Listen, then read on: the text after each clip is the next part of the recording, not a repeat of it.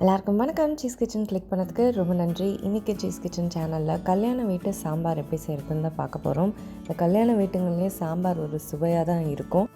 அந்த சாம்பாரை ரொம்ப சுலபமாக நம்ம வீட்டிலையே செஞ்சிடலாம்.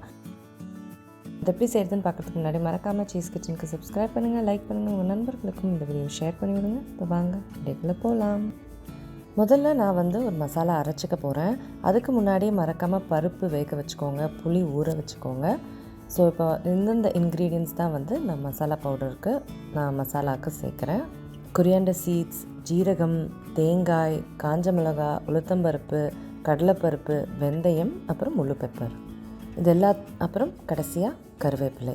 இப்போ இது எல்லாத்தையுமே நல்லா வறுத்துக்க போகிறேன். அதுக்கப்புறம் நீங்கள் தண்ணி போட்டு அரைச்சிக்கலாம், நல்லா மையாக அரைச்சிக்கணும். இப்போ கடாயில் நான் எண்ணெய் சேர்க்குறேன். அதுக்கப்புறம் சின்ன வெங்காயம் சேர்க்குறேன். இதுக்கு சின்ன வெங்காயம் தான் சூப்பராக இருக்கும். ஸோ இது ஒரு 2 மினிட்ஸ்க்கு குக் ஆகணும். அதோடைய கருவேப்பிலையும் சேர்க்குறேன். சின்ன வெங்காயம் தாங்க இந்த சாம்பாருக்கு சூப்பராக இருக்கும். அப்படியே அந்த சாம்பார் இல்லை சாதத்தோடு அப்புறம் அந்த வெங்காயமோடு சேர்ந்து சாப்பிடும்போது செமையாக இருக்கும். இப்போ 2 மினிட்ஸ் ஆகிடுச்சு. நான் தக்காளி சேர்க்குறேன், மஞ்சள் சேர்க்குறேன், அதுக்கப்புறம் பெருங்காயம் சேர்க்குறேன். ஸோ இப்போ எல்லாத்தையுமே நல்லா மிக்ஸ் பண்ணிவிட்டு தக்காளி மையாக குக் ஆகிற வரைக்கும் நம்ம இதை குக் பண்ணணும். தக்காளி குக் ஆகிடுச்சு பாருங்கள், நல்லா மசிகிற அளவுக்கு சூப்பராக குக் ஆகிடுச்சு. ஸோ முடிஞ்ச வரைக்கும் தக்காளியை நல்லா மசிச்சுட்டு அடுத்த இன்க்ரீடியண்ட்டை நம்ம சேர்த்துக்கலாம். அடுத்தது நான் காய்கறி சேர்த்துக்கிறேன். நான் முருங்கைக்காய், கேரட், பீன்ஸ் சேர்த்துக்கிறேன். யூஸ்வலாக பார்த்திங்கன்னா இதோட கத்திரிக்காய் சேர்த்துக்குவாங்க. மற்றபடி மெயினாக இந்த காய்கள் தான் இருக்கும். ஸோ இது எல்லாத்தையுமே காயோட நல்லா மிக்ஸ் பண்ணிக்கணும். மசாலா எல்லாமே நல்லா பர்ஃபெக்டாக பிளெண்டாக இருக்கணும். இப்போ இதில் புளி தண்ணி சேர்க்குறேன். புளி தண்ணியில் தான் காய் வேகும்.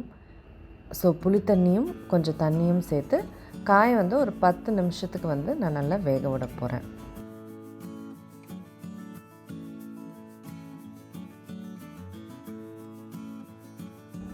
இப்போ 10 நிமிஷம் ஆயிடுச்சு, பாதி வேக்காடு ஆகிடுச்சு காய். இப்போ இதில் அரைச்ச அந்த மசாலாவை சேர்த்துக்கிறேன்.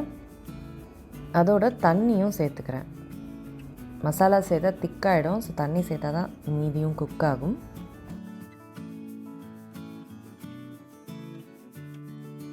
ஸோ இதை நல்லா மிக்ஸ் பண்ணிக்கோங்க. மிக்ஸ் பண்ணிவிட்டு நான் கல்லுப்பு சேர்க்குறேன். சேர்த்துட்டு இதை ஒரு 10 மினிட்ஸ் குக் பண்ண விட்டுருங்க.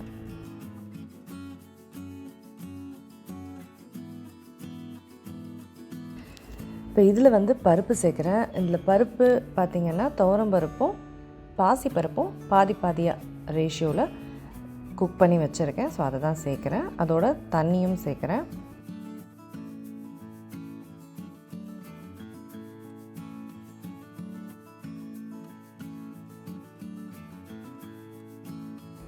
இதை மிக்ஸ் பண்ணிவிட்டு ஒரு 3/4 டீஸ்பூன் சாம்பார் பொடி சேர்த்துக்கிறேன்.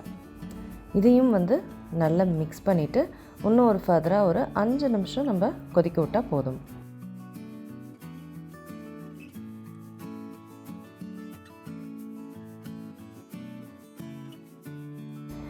இப்போ 5 நிமிஷம் ஆயிடுச்சு.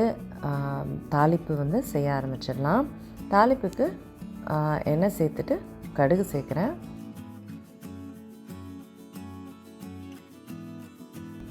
கடுகு பொரிய ஆரம்பித்த அப்புறம் வெந்தயம் சேர்க்குறேன்.